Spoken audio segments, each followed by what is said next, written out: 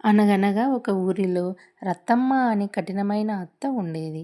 దీప్తి అని మౌనంగా భరించే కోడలు ఉండేది. అత్తమ్మ దీప్తిని ఎప్పుడూ తిడుతూనే ఉంటుంది. చిన్న చిన్న విషయాలకే పెద్ద పెద్ద గొడవలు చేసేది రత్తమ్మ. మాటలు గాయాల్లా తగులుతున్నా సరే భరించేది దీప్తి. ఎప్పుడూ వంటింట్లో కూర్చొని బాధపడుతూ ఉంటుంది.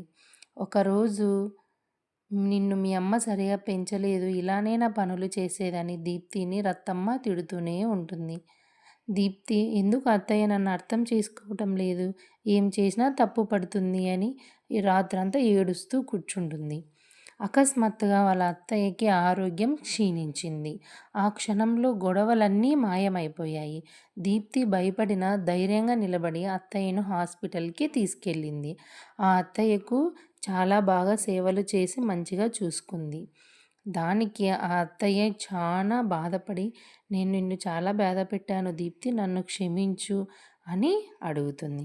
అప్పుడు దీప్తి చాలా సంతోషించి ఇద్దరు హాయిగా ఉంటారు. అప్పటి నుంచి రత్తమ్మ దీప్తికి ఇంటి పనిలోనూ వంట పనిలోనూ ఎంతో సహాయంగా ఉండేది. అప్పటి నుంచి ఇల్లు కలకలలాడుతూ నవ్వులతో నిండిపోయింది. ఎందుకంటే అర్థం చేసుకోవటమే నిజమైన ప్రేమ.